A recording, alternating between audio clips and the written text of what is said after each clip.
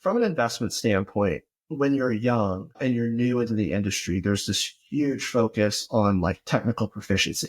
How well can you model? How well can you understand the balance sheet? But the difference between somebody that's at the 80th and 90th percentile is not that much value add. The thing that makes people great investors, great capital allocators, is people who know how to nurture their curiosity and people that are willing to have and articulate a differentiated view of the future.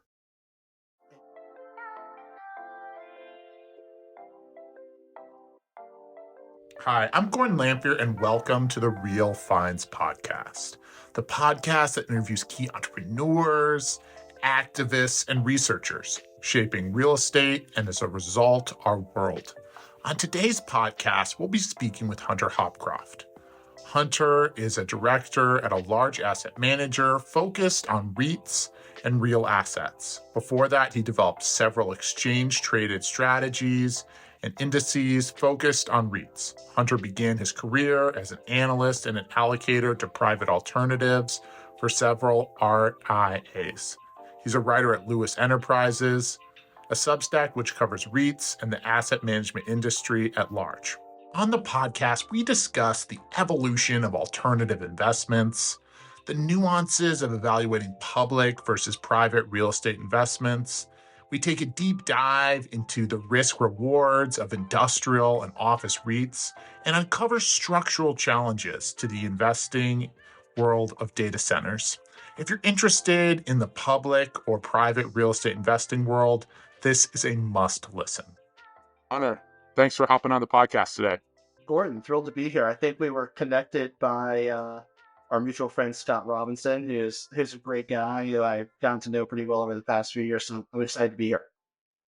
So before we get into real estate, I wanted to start with an interesting topic that is also how we relate. So I know I have a cousin who went to Hampton-Sydney as well. Oh, wow. And so, yeah, which is a very small college. So what got you started in real estate, going from Hampton-Sydney and kind of moving into the world of real estate and finance? Yeah, so I mean, for listeners that aren't familiar with the name, it's a very old, very small, actually all male college in Virginia that is very liberal arts focused, which will actually I'll have some tie-ins later to um, how that I approach to investing. I was one of those people that went to college knowing that I wanted to do something in asset management, something in investing. Um, so when I came out, uh, I got hired by an RIA in Richmond, Virginia, and this was 2010, 2011 era. So we had just been through the great financial crisis, and there was a big focus on alternatives and alternative investments, which we can maybe get into, putting a tighter definition around. We're starting to come down market into that ultra high net worth and high net worth market.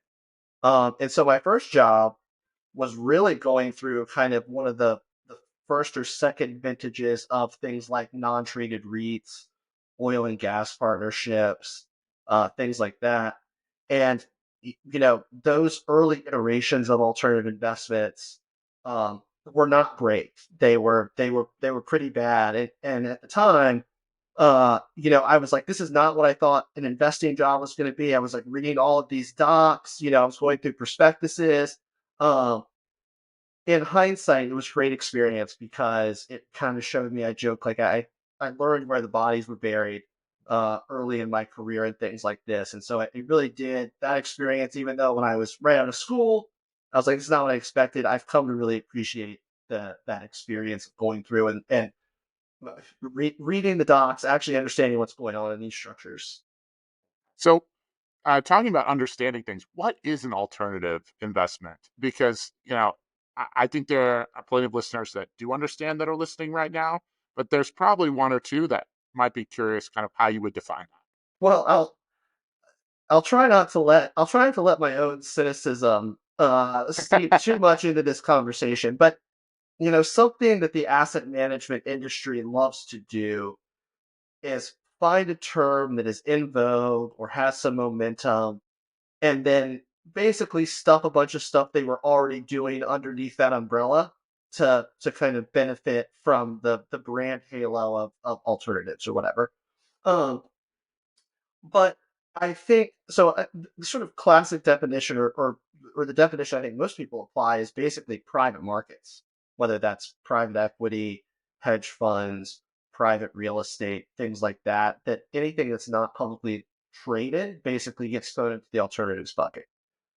I would propose that a better way to think about it is sort of going back to what David Swenson at Yale called uncorrelate, low correlation to those other things and low exposure uh, to various other economic factors. So if we take private equity, for example, using a lot of leverage to buy a small company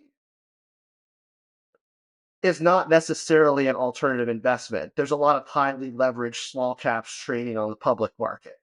Um, if a sponsor comes to me and wants to buy a 300 unit garden apartment in the Sun Belt, it's private, but I don't know if that's really necessarily an alternative investment, relative. Now, there are true alternatives. I mean, I remember at various points in my career looking at funds that were buying music royalties or purchasing firefighting planes to lease out or container ships. And to me, those things are kind of quote unquote true alternatives because whether or not someone needs to lease the firefighting planes has nothing to do with the level of the 10-year treasury. And that's kind of what you want in that alternative bucket. Now, of course, alternatives, practically speaking, for most people, cover a lot wider swath, including things like REITs, including things like business development corporations and other things that are broadly alternatives because they're not sort of vanilla, for lack of a better term, equities and fixed income. And of course, the alternative du jour of private credit um, today. So, So how does one end up evaluating like an alternative investment? I know that's something that you focused a lot of your career on, and to me, I'm a real estate guy, so it's the 10-year Treasury does matter. How do you evaluate an alternative investment? well, not to get too academic with it, but it really does all come down to cash flows, just like any investment, just like a real estate investment. What's the source of those cash flows? How high a fidelity do you have on them? You know, um, for a piece of property, you have leases that lay out what your likely cash flows are for some time. For other alternatives, again, like private equity, that's not sure. And then I think the other big part of it, which is the much harder part of it, is trying to figure out what you're actually exposed to, what economic forces you're actually being exposed to by allocating capital there. I mean, I think to focus on the real estate side, especially through this last cycle, uh, there's a lot of stories of sponsors who have purchased, let's say, multifamily assets and executed their business plan very well. They've grown rents and they've grown NOI, and that value add has been completely subsumed by a move in rates and an expansion of cap rates. Yeah. And it's really important when you're looking at alternatives, especially if they're private or illiquid, to have a really strong understanding of what bet you're actually making, and to know the game you're playing really well, and know where those risk factors lie. And I think that's really the harder part of it than coming up with to doing the due diligence and checking the underwriting is trying to figure out what you're actually getting exposure to and making sure that's something you want exposure to.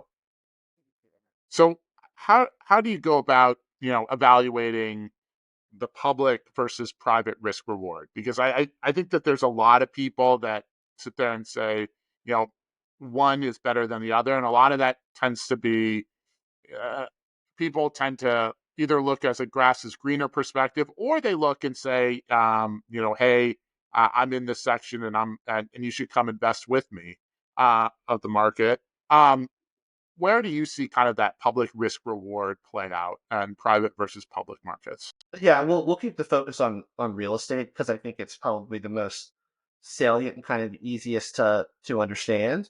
I mean, Of I course. kind of had this I had always tracked REITs as part of my job. One because of their public disclosure. They're a great way to keep a pulse on various markets.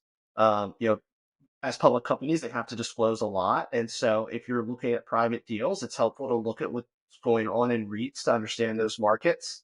Um, but especially through that 2021 uh, era, when I was looking at a lot of private deals for kind of a family office.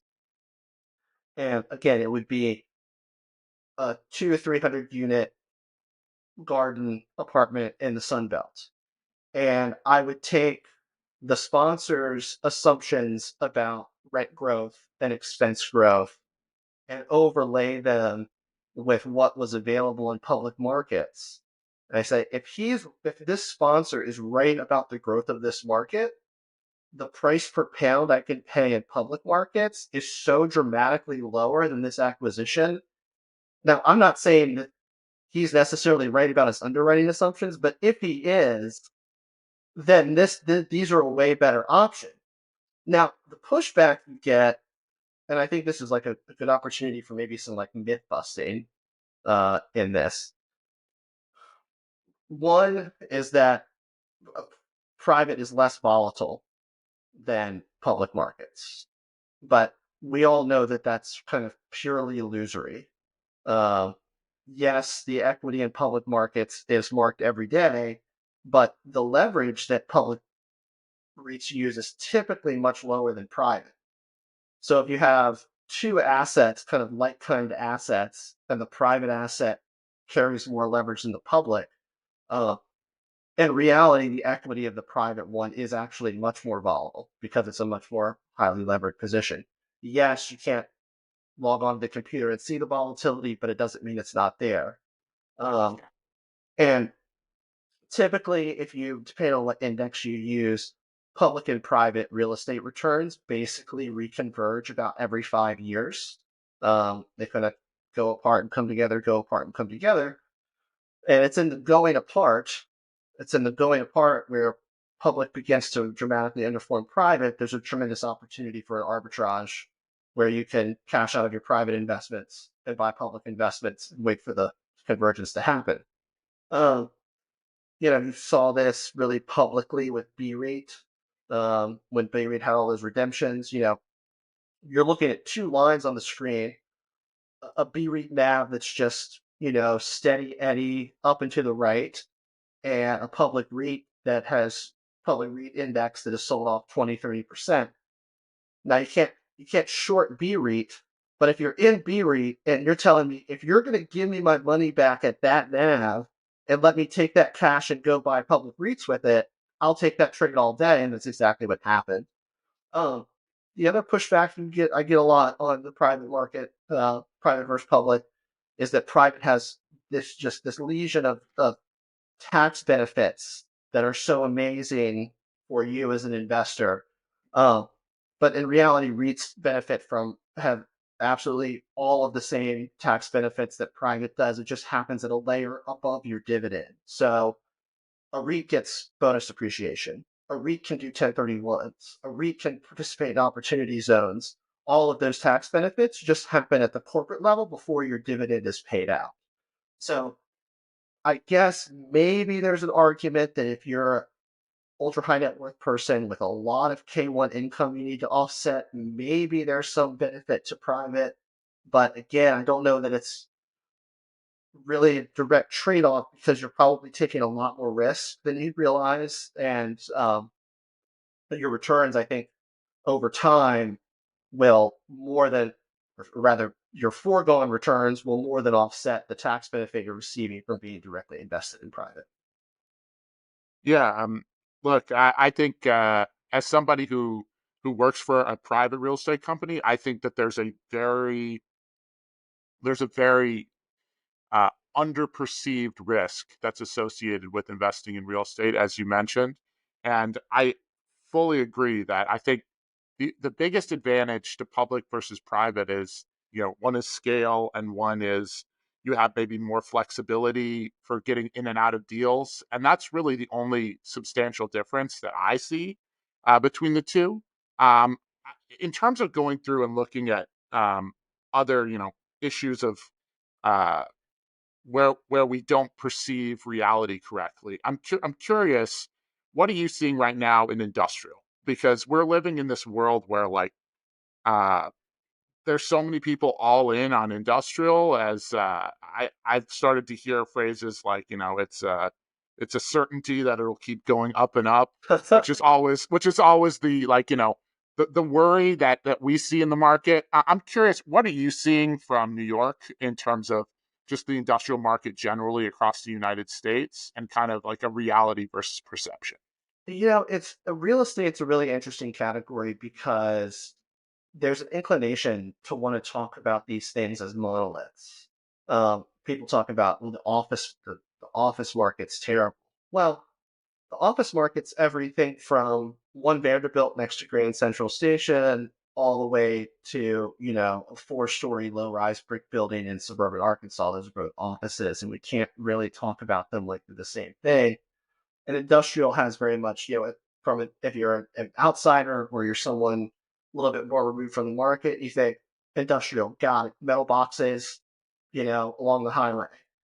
But in reality, there's a lot of asset specificity to those, whether that be ceiling heights, the level of ingress egress for trucks. There's all these sort of factors that go in. It's really hard to talk about industrial as a monolith. And I think over the past 24 months, you could broadly say the industrial market has been strong, or you could make an argument that it's been weak, but that would gloss over a lot of really important details beneath the surface. So, So let's dig into the details, right? yeah, So in terms of that, one of the sections of the market that I think has done pretty well, at least over the last 10 years, is like distribution and logistics. right. And so I'm curious, what are you seeing in that market right now, and kind of maybe potentially going forward? Yeah, it was really fascinating in uh, 23 and 24. So there's sort of East Coast ports and West Coast ports. If we talk about sort of port logistics to give us some sort of framework to work on. You can imagine, West Coast ports. That's where most of the cheap goods from China come in. It's really that's predominantly union labor, and the dock workers are represented by different unions on the West Coast and the East Coast. Um, and when the West Coast union workers contract was coming up, they didn't go on strike. They did maybe what you could call a soft strike. They like wouldn't stagger lunch breaks. They just slowed things down. They didn't outright strike. They just sort of pushed their leverage in sort of less obvious ways. And as that was going on, and if you're a big retailer, we've had 2 decades of hyper optimized supply chains, where things are delivered just in time. Inventories are kept very low. Big retailers like Target, squeeze every little bit out of working capital. So if you're one of these big retailers, this slowdown happening on the West Coast ports, if you're a Foot Locker or something, and now your inventory is 2 to 3 weeks behind, we're talking millions and millions of dollars. And so in response to that, as that played out, people started figuring out, the global economy is very flexible and fast. They started shifting a lot of that to East Coast ports, or at least diversifying to East Coast ports. And then as soon as they did that, the East Coast dock workers contract came up for negotiation. And we probably all remember the videos of Harold Daggett, I forget the acronym for the East Coast dock workers, but he was like, "We're striking." He was like, we're going on strike. And so all of that sort of started shifting back to the West. Or there's been a lot of investment from Asia, some from China, from elsewhere, about establishing nodes in through Mexico. And so border industrial has been very popular among that. But of course, all of that's now, you know, basically Oh yeah. hour by hour, volatile. Um, and so can you talk about what's going on with industrial as kind of this monolithic asset class? No, because there's all of these these sort of subcurrents that really drive leasing and capital flows to these areas. And, to kind of stay on my soapbox, very hard to manage from a private capital allocation standpoint, much easier to manage from a public allocation standpoint. You have REITs like Rexford Industrial, which is focused exclusively on Southern California industrial. Uh, you have something like Plymouth, which takes a lot of the East Coast kind of up to the Midwest and things like that. So you can be a lot more tactical with how you're trying to understand a very, very dynamic world in that way. And so, what do you perceive in terms of that, yeah, as the largest risk in the market? Are we looking at tariffs? Is that the largest risk to the industrial sector? Do you think it's um, issues of maybe overbuilding, which in some sections of the Chicagoland area on the larger boxes, I could make a case for that as well. What are you starting to see in the industrial market across the board as kind of some of your potential black swans? Yeah, I think for industrial, uh, the handful of big players, the Amazons of the world, uh, really overinvested. And I remember talking with people that were in Amazon's real estate, and they were leasing like more space than they needed, putting up temporary walls that they were going to sort of grow into this space. And so I think one issue, and there's maybe some data on this, it's sparse, is that there's a lot more shadow supply of industrial out there than people believe there is.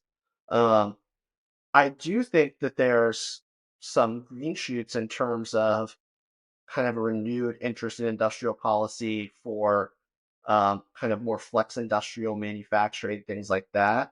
I think logistics is going to continue to be very volatile as we sort of work through a deglobalizing world. But that some of these other uses, kind of the flex manufacturing, industrial, things like that, could be big beneficiaries. Um, and to the point about asset specificity, if you have a industrial property that was kind of tailor made for logistics, it's very hard to transition that to something else. These are not just metal boxes. So I think kind of the risk is that uh, even for something industrial, which again I think people think of as a relatively quote unquote simple asset class, uh, this asset specificity and the nuances between geography and product type are going to become more and more pronounced. And I think that's something that happens in a or those things become more pronounced in a downturn or in a softening market. On the way up, when cap rates are diving below 5%, if you can call it industrial, it's great. No one cares. But then when cap rates start rising and interest rates are higher, people actually start sharpening their pencil about what is this? And back to my original point, what am I actually exposed to here? What economic forces, what factors am I actually investing in here? Yeah.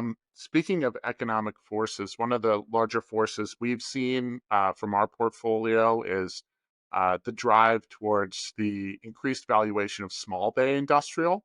Um, in terms of that, it's very hard in Chicagoland, generally in Illinois and Wisconsin and Indiana, to build small bay industrial. I think that's talking to most other investors. It's generally an issue across the board, and there's a lot of demand for kind of those fives and those tens.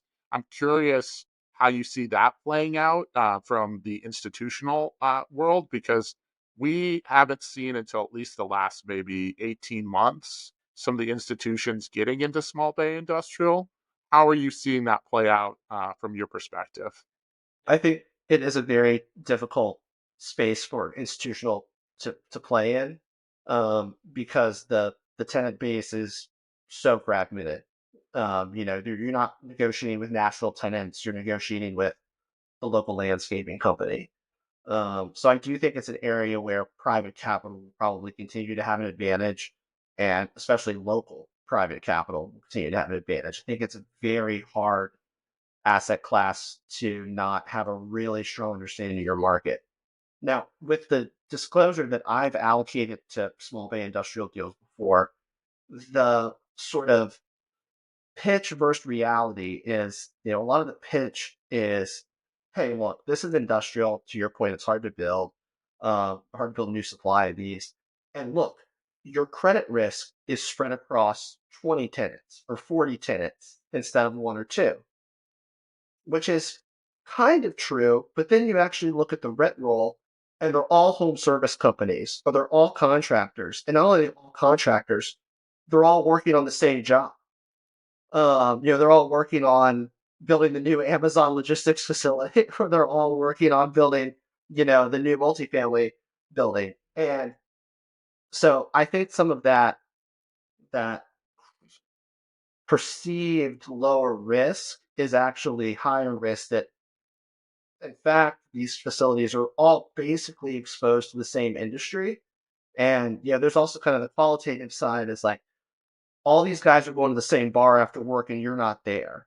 And they're all each other's creditor. And so if there is a downturn and those checks stop flowing, they're going to pay each other before they pay you. And so again, this comes to that kind of like underrated risk. And back to my days, like what am I actually buying exposure to? Small bay industrial, you think you're buying exposure to home services primarily. That people are going to keep paying to have their grass cut and house painted and windows redone and all of that. And to me, that's not a certainty. Yeah, I think in some sections of the small bay industrial world, I think that's definitely true. I know for us, our big exposure and what we've really focused on is machine shops Yeah. because that they tend to stay and they tend to be more resilient. But I 100% agree with contractors. Contractors do not like a recession. Um, in terms of that, I wanted to go to something that's kind of seen as more recession proof and or or maybe not, and that's data centers. Yeah. Um, and the risk reward there I think is tremendous. And one of the things that I think that we kind of struggle with is as commercial real estate folks is look, I have a law background, I have a commercial real estate background, I know how to code, but I'm not a tech guy. Um, how do you perceive kind of the data center and the AI growth and kind of how it plays out in both the public and private real estate world? Yeah, yeah. I mean, to your point, I remember, I think this was 2022. I went to the NAREIT conference and I decided to sit in the Equinix, which is one of the big data center operators sessions. Yeah. And it may have well as been in French. I mean, I had no idea what they were talking about. I've since gotten a little smarter on the space, but it's still very, very complex. Um, I think that, you know, when we talk about one of the benefits, or I think one of the attractions to real estate is that if you have um, an asset, provided it's in a good location, provided it can stay competitive for a very long time, and that's fundamentally, and particularly in this era, not the case with data centers. That what makes a data center competitive is constantly changing. The requirements to have a competitive data center for what the needs and where the demand is flowing is constantly moving around, and they require a lot of investment to stay competitive. Oh, there is, in fairness, a huge supply demand imbalance right now. The demand for these centers, especially as AI proliferates, and even as we move from what was training models, which took up a lot of space with hyperscalers, to let's say the cost comes way down and we're doing more inference, which is the actual application layer of using it, the location and requirements for those data centers is going to change, and there's still a huge, huge supply demand imbalance. That said, kind of one of the first principles things about investing I always keep in mind is that the capital cycle spares no one. And there is so much capital coming into the space on the private side, on the capex from public companies, that it's very hard to accurately predict demand at any long duration. It's hard to look out 3 or 4 years and know what the demand for AI applications is going to be. It's hard to know what the demand for cloud computing is going to be in 3 or 4 years. But you can look at what's in pipeline now and have a very clear idea of where supply is going, and supply is going up. There is currently a supply demand imbalance, but I think that's very tenuous, especially with all this capital coming into the space. I mean, the historical analog is fiber optic build out, in the early 2000s, and it has so many of the same.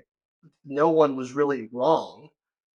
Internet usage was increasing exponentially every year. More and more people were getting online, and everyone who built out fiber optic lost money because it was just too much supply, and it wasn't the demand picture was wrong. It was just that when you flood any space with capital, uh, returns go down. It's that simple. So I have not come up with a strong. I mean, on the REIT side, I don't particularly like data center REITs, but that's more of a structural issue, not like a macro thesis. And can you go into that structural issue? Because I've heard you talk about this before, and I think it's a very unique insight into kind of some of the structural issues that can come with um, how public versus private can play out in a heavily uh, investment heavy space, right? Exactly. Which Yeah. is So which is unique, right? yeah, yeah. I mean, okay. So there is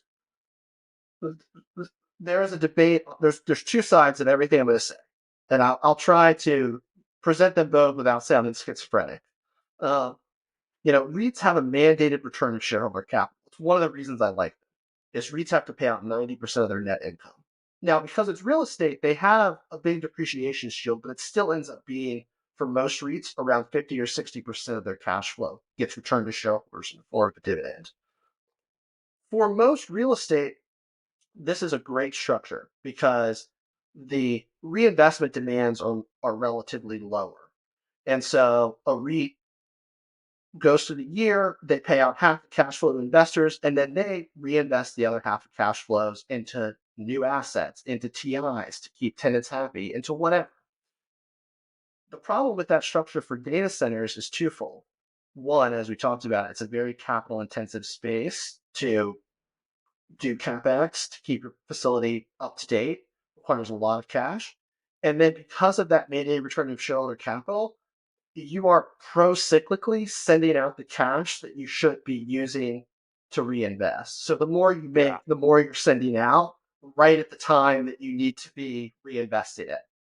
Um, when these data center REITs started taking re-election, I think I understand why they did it. It's because they wanted to get valued on a cash flow multiple, not on an earnings multiple. And a good way to do that is to take redirection and people stop worrying about your earnings per share and start focusing more on your funds from operations and your cash flow.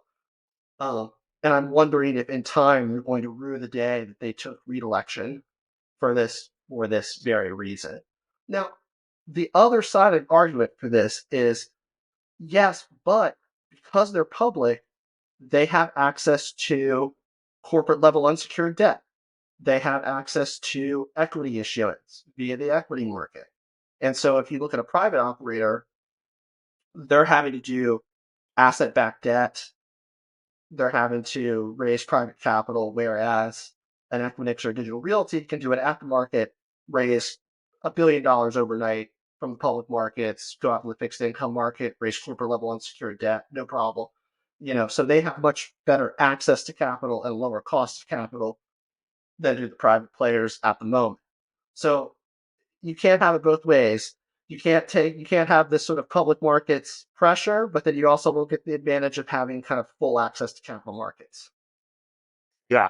Look, I think that's a fascinating play, and see how it's going to actually play out in the market, right? And I think we're in a very interesting time, particularly as Moore's law accelerates and we start to get into this world where things are changing so quickly. I know that there's several players in our area that are looking at data centers and tying them into nuclear power plants and post decommission even nuclear power plants. And so I think we're in a world where there's going to be a lot of change over the next 5 years, and that's a space that I'm not going to play in. I'll say I don't have enough capital, and I don't understand nuclear physics enough to make a safe investment. So, in terms, Anytime there's of a new technology, which I think AI certainly qualifies as something novel and new in terms of our economic makeup, it's not. It's very hard at the outset to determine where the profit pools are going to float to. Exactly. Yeah. And so for internet, for broadband and high speed internet, it certainly didn't accrue to the Verizons and Comcast of the world that were kind of providing the rails for that technology. It ultimately accrued to software providers and communications companies that were basically selling advertising. Um, or subscription services, that software that ran on the cloud and things like that. And I don't think we have a really clear picture of where the profit pool for artificial intelligence is going to end up. It doesn't necessarily seem like it's going to be with the model builders. That's highly competitive. I know that the $20 a month I pay for Claude is not covering the cost of providing me that service. I Yeah. know that beyond a shadow of a doubt. So what does that mean for returns on invested capital in the space? I'm not really sure. Yeah, I think that there's a lot of uncertainty there. One of the places that we also are seeing a lot of uncertainty, and a space that I have played in and continue to play in, is kind of the both the public and private office REIT Yeah. world. And so I'm curious, in a post 2020 world, like what are you seeing in terms of like potential risk and then also potential reward playing out? Because that's a space where I think the risk reward metric is actually pretty wide. Um, yeah, and I'd be interested to see your perspective. Um, my view is that the office, as kind of a cultural institution in some form or another, is not going anywhere. Um, I live in New York. Um, I work for an asset manager. We have young analysts that are probably splitting like a 6 bedroom in Murray Hill. Yeah. Yeah. The office is the nicest place they go all week. Like they're dying to get to the office. Um, I think to quote Donald Rumsfeld, the known unknown for office is, what does the product look like to be competitive? I think there is a demand for workers to be in office. I think some of that demand comes from the workers. I think a lot of that demand comes from a giant layer of middle management whose only purpose is managing workers. So there's a lot of sort of social pressure to be in office. There's people their only job is to manage people. They need people in person to do that. Um, but if you're going to ask people to come to the office, it needs to be a place that they want to go. And I think on the build out, on the TI side, on the floor plate side, on all of that, the known unknown is what in 2025, what makes an attractive office property. Uh, and I don't, because you can get office at great, you know, the value investor, to the degree there's any, you're looking at offices trading at $80 a square foot, or $150 a square foot, whatever it is for the market.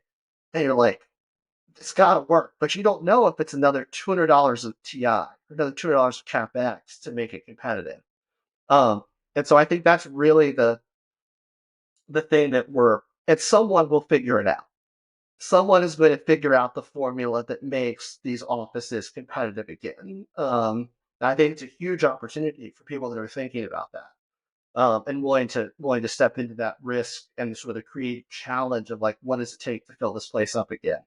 A lot of New York landlords, certainly the New York REITs, in the office space, have done a good job of this. I think the SL Greens of the world kind of saw that classic. New York is an interesting submarket. If you're a white shoe law firm, your office is a giant part of your brand as a firm. It's why you can charge $1,000 an hour for legal work or whatever. And so here there was, you could spend whatever on an office build out and basically lease it, profitably because of that dynamic. Elsewhere in the market, it's interesting. I think West Coast is really interesting space right now. From an investment standpoint, from a capital allocation standpoint, I think this was one of those areas where REITs really shined, in terms of the opportunity, because kind of maybe keep it, well, let's keep it high level or not. When you have a publicly traded equity, think about a building, just to keep it simple, you've got your debt and you have your equity that sits below it. Well, for a REIT, the equity is publicly traded. So that means the loan to value that you as an investor are stepping into is constantly moving. And kind of at the nadir, at the like peak office is dead, you could buy these office REITs at like 85, 90% implied LTV, Yeah. share price to enterprise value, you know.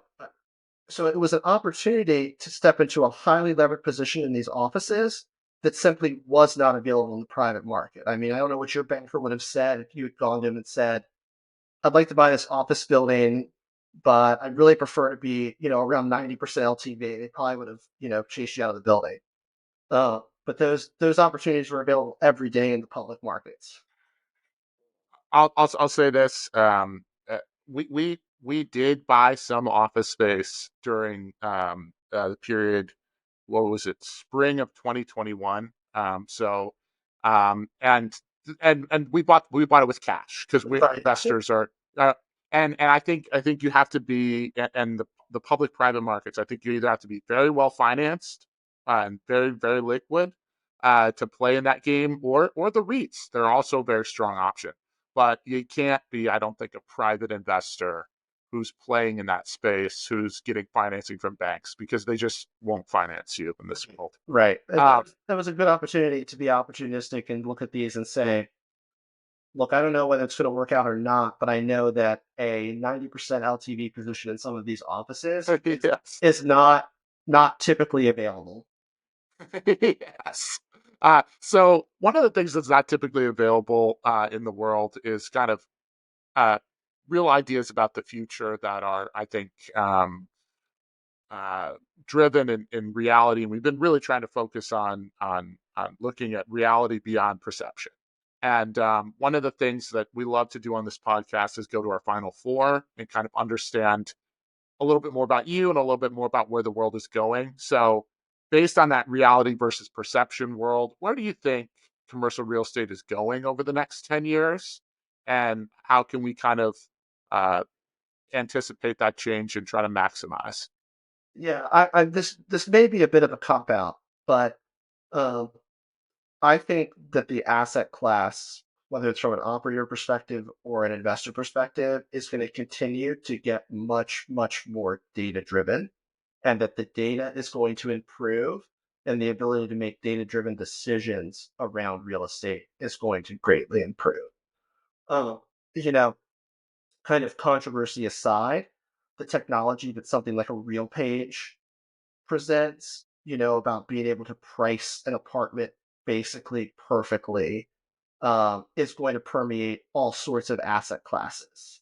And, the ability to value a lease. A lease is this legal document that has a bunch of options embedded in it. And that I think in the next 10 years, we're going to have the data and the technology to actually value each of those options in the lease and come up with a true, much sharper. I think the real estate market's going to continue on its path towards kind of like greater and greater efficiency. Um, there's already a degree of which, like, if you're a property owner that has any kind of investable asset, uh, your phone, you get an appraisal 30 times a day. People calling you, telling you what they'll pay for your property. Uh, that is going to like start to permeate out, and we're just going to have much better information about values, about how to build property, about what makes things competitive, and what these kind of all these little options and optionality in real estate are worth. Yeah, I think there's a lot of truth to that. I know that's something that we've had individuals that run companies that are data based at on this platform before and on this podcast. I think the big question that I'm interested in, and I'd like to ask you on this, is how do you think we're going to be able to gather all that data? Because I think the biggest gap that I see both with public and private markets is data is very siloed. Are you seeing a path that, from your perspective in New York, that there are more people that are interested in compiling data together to gain that systems benefit, or do you think we're going to see large silo databases and kind of the person with the largest silo might be the most advantageous? Yeah, so that's the world we live in now, is the siloed database, where it's CoStar. Let's say they've invested a lot of money of people like doing really, they pull in some publicly available data and some semi public data, but then a lot of their product is just hitting the phones. Um, and that's because to this point, all of the information has been very like property driven. What's this? I want this address. But I think to get better data, we're going to move to kind of an anonymized get give relationship. I'm gonna Yeah. hand you over everything I have. It's going to be anonymized to a degree, but you're going to be able to extract insights from it. And by giving you that, then I'm going to be able to get those insights back. You know, there's this great kind of curve of data where there is the production of data, and to use like a financial markets, like the exchanges. They're in the they have a monopoly on data production. They see what prices are trading at. Then there's distribution of data. And this is where like a CoStar exists. They take all this data and they distribute it. But then the really high value data businesses, the highest value data businesses are in the activation of data.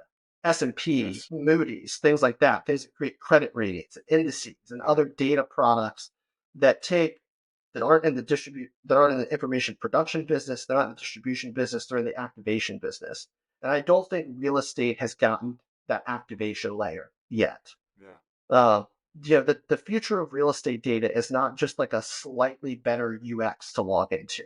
Like it's going to be an analytic, it's going to be some novel IP that actually is able to drive decision making.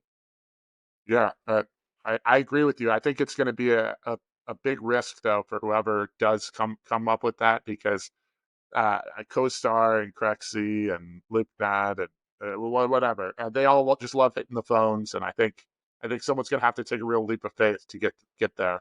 That's In good. terms of taking a leap of faith, I wanted to go and take a leap back, and we all take leaps of faith at the beginning of our careers. And I'm curious if you could give advice to a young hunter, what would that advice have been? Yeah, and I think this is something that I'm 36, and it's really I think been the past. Maybe it's a post COVID thing, the real estate or going through that experience or whatever. But from an investment standpoint, when you're young and you're new into the industry, there's this huge focus on like technical proficiency. How well can you model? How well can you understand the balance sheet? How well can you sort of like, pick up on the terms and the patois of the industry and like be able to talk about it? And those are undeniably important skills, but the difference between somebody that's at the 80th and 90th percentile is not that much value add, or even the 70th and 90th percentile. It just doesn't make that big a difference. The thing that makes people great investors, great capital allocators, is people who know how to nurture their curiosity and people that are willing to have and articulate a differentiated view of the future. And you kind of constantly need to be keeping that in the forefront of your mind. Uh, that the way this works, there's a great quote. I think it's unattributed, but it says, investing is about having the market agree with me later. Like you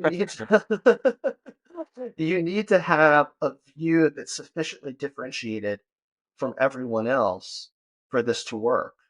And if you're not kind of coming back to that keystone, it's like, what do I think that everyone does it?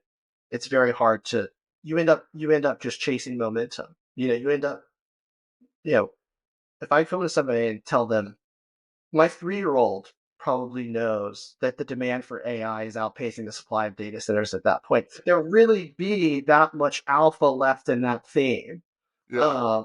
So I think that's one thing I wish I had realized a lot earlier. These technical skills are important, but what really makes someone a great investor is someone who's sort of relentlessly curious and willing to form, yeah, just a vision of the future that people haven't thought of yet. Look, I think that's phenomenal advice. In terms of that's one of the whole reasons why we started this podcast, and we talk to people across a wide spectrum of real estate backgrounds, everyone from trailer parks to data centers to people involved in REITs. So, in terms of that, one of the ways that we like to also expand our mind is books on real estate. And so, I'm curious if you have a book suggestion that someone should pick up. Um, if I'm hesitant to suggest this one because it's definitely not going to be everyone's cup of tea. That's totally fine. Uh, there's a book called The Aggressive Conservative Investor. It's written Okay. by Marty Whitman, who has since passed, but he's my favorite investor of all time. And uh, as kind of the paradoxical title would suggest, to me, it's a very novel way of looking at investing that I had not, if you come up in investing, like, you read the Buffett letters, you read this sort of like, you read the tomes that define the genre of value investing. And value investing extends to whether that's public equities or real estate or whatever. It's not it's a mindset that I'm going to buy something below the price it's really worth. Um, but when I read that stuff, it just did not resonate with me the way it did with everybody else. And then someone pointed me to Marty Whitman, and I was like, "This is it. This makes sense." And I think the biggest difference between Whitman and what a lot of other people teach about investing and why it's so applicable to real estate is because Whitman focused so much on the balance sheet. Most investors are myopically focused on the income statement. That's true whether it's real estate or Google. You know, how much money they're going to make, what are revenues going to be, what's rent going to be. And what Whitman realized was that far, far more value is created on what he called asset conversion activities, refinances, sales, purchases, mergers, acquisitions, that's where shareholder value, way more shareholder value gets created than just in driving bottom line earnings. And that's so true of real estate. Most people make their money in real estate refinancing the property, not from the rent it collects. And so developing this kind of like balance sheet mindset for everything has been really kind of transformative into how I look at the world. Look, I think that's phenomenal advice. I had never heard of him before, and that's something that I know we've really focused on here is trying to maximize value in terms of refinancing and certainly during the period in 2021 to 2022 before the markets corrected some of their liquidity allocations. That was a hugely profitable point for our business. One of the things, though, that we find a tremendous amount of intellectual profit from is reaching out to the men and women in the arena to try to go and reach out to the best voices in the industry. And we're a firm believer in that the folks that are involved know who the next person should be that we reach out to, or at least reach out to some point in the future. I'm curious, who's the next individual in real estate, or at least real estate adjacent, that we should reach out to? So if you haven't been able to pick up by my like general themes, is that I'm like not a venture capital futurist type. I'm like very That's okay. We know plenty of them. That's not the end so of the world. so but so like my recommendation is to talk to my friend Brad Hargraves. He writes the thesis driven newsletter. And Brad is a great person to like hang out and talk with for me because he's so future focused. And Okay. so he is thinking about things that have not even come into my field of view. that, Like that sounds awesome. Yeah. haven't even entered, he's on this big thing that autonomous driving is going to change the shape of the real estate market tremendously. No, Yeah. I don't even haven't even developed a view on that, but it's certainly nothing that and I just gave you the advice to have a differentiated view of the future. And so talking to people like Brad kind of helps me like exercise that muscle a little bit. Yeah. He's like kind of on the far end of that. And so I think he'd be a great person to talk to. And he comes from this very sort of with a real estate grounding, very future focused view of how things are going to be. Well, we would love to get a connection from you, but there's one final question that we have to ask before we wrap up, and it's if somebody wants to reach out to you, what's the best way to get in contact? The best way to get in contact with me would probably be through my Substack, uh, which I've got my email, and the best way is to get in touch with me on there. And on that, I write about kind of a lot of the things we talked about today, REITs in the asset management industry. And so that's lewisenterprises.blog is my Substack, and would love to have people come and reach out to me there. So yeah, find me there. Well, we'll put all that information in the comments. And thank you so much for hopping on the podcast today. We really appreciate it, and we have to have you on in the future. Yeah, I would love to. Thank you so much, Wade.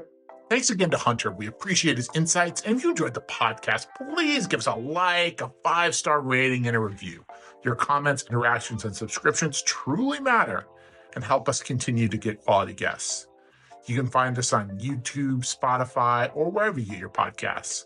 I'm Gordon Lamphere with the Real Finance Podcast. Thank you for listening.